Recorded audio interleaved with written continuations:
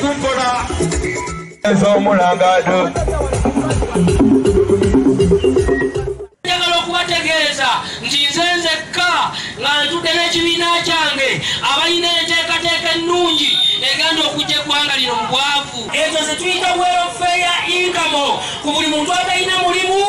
n'omukadde abakyasa asobola kukola ezo ssente zisoboka kubanga mu ggwanga tuzirina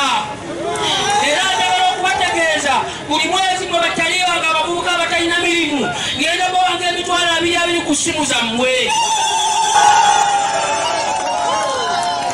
bwe mala okujja muyinza enguudo zonna ngenda kuzikola kubanga muwulire ebyo bi RDC mubiraba biba ssente zammwe omanye omukulu kye yakola addira mu disitulikiti emu n'agiteekamu bi RDC zibimeka naye buli ki RDC kitwala essente zammwe ez'omiwuwa omusolo mumpulize bulungi kirina omusirikale kirina emotoka ya gavumenti eyaki